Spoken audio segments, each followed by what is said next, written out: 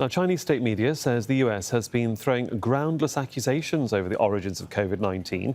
US Secretary of State Mike Pompeo has said there's significant evidence it originated in a Chinese lab. While the intelligence committee continues to do its work, they should continue to do that and verify so that we are certain. I can tell you that there is a significant amount of evidence that this came from that laboratory in Wuhan. Look, the best experts so far seem to think it was man-made. I have no reason to disbelieve that at this point. The scientific consensus was not man-made or genetically modified. That's right. I agree with that.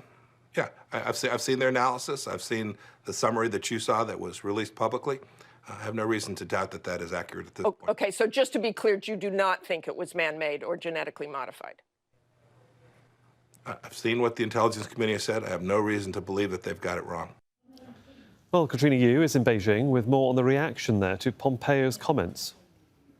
There has been an escalating war of words between the US and China in recent months, and this latest state media editorial is only adding fuel to that fire. So it was in the Global Times, which is a Chinese state media newspaper, and it's published both in English and Mandarin, and both versions really had searing words attacking Secretary of State Mike Pompeo. In particular, they called him a liar, saying that he, quote, is engaging in filthy behavior to mislead the public and that he's lost his moral compass. They've also accused Mike Pompeo of really only being interested in getting Donald Trump re-elected in the next elections in November and in stoking anti-Chinese hatred in order to do this. Now, this is in response to the comments we heard earlier of Mike Pompeo saying that there's significant evidence that COVID-19 originated in a Chinese lab in the Wuhan Institute of Virology, and Beijing has flat out denied this. It's also denied that it's engaging in any cover-up or disinformation campaign.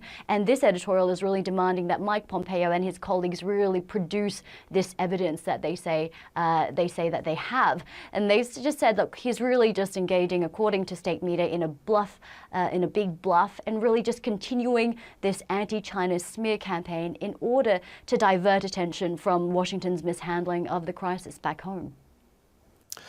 Let's cross over to the White House and our correspondent there, Kimberly Halkett in Washington, D.C. And Kimberly, the war of words, as we can see, between the US and China is not only hotting up, but President Trump really seems to be on a mission to castigate Beijing. Any response to China's statement?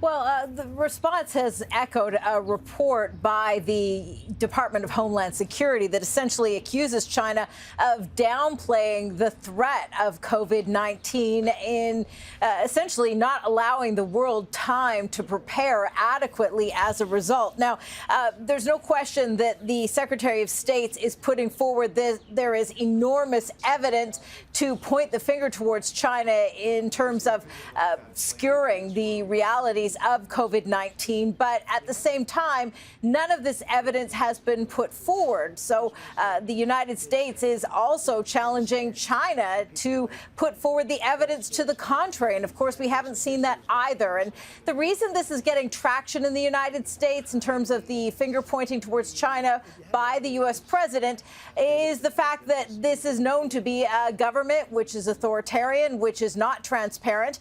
And as a result, this is becoming really an election issue. And Donald Trump is looking for someone to blame. There's no question about it. This is an election year. He has been criticized repeatedly by his political opponents, the Democratic Party, for ignoring the intelligence, not acting quickly enough on the intelligence.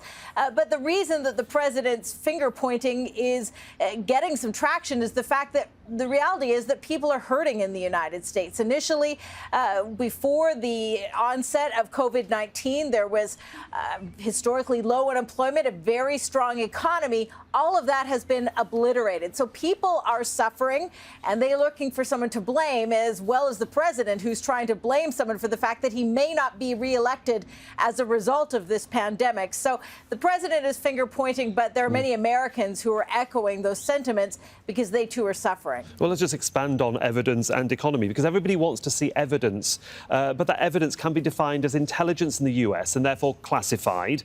And so the public are left with just hearing an argument and perhaps a more political argument about economic independence for the US.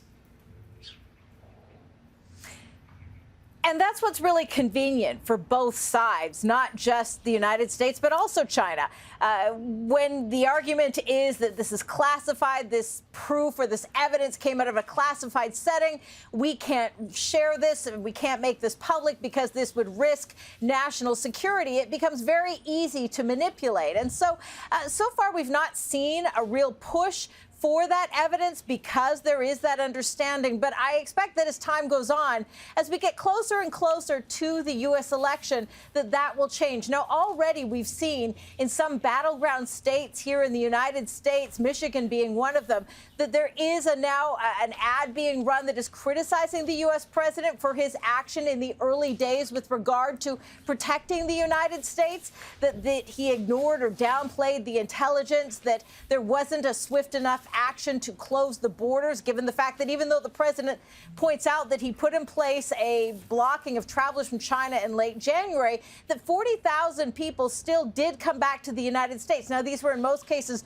returning Americans. But again, the concern is that not enough was done to stop the threat early enough. So this is something that is getting some play in the United States and will continue to do so. But you're absolutely right. When it comes to intelligence, it's very easy to say we can't share this with you, trust us.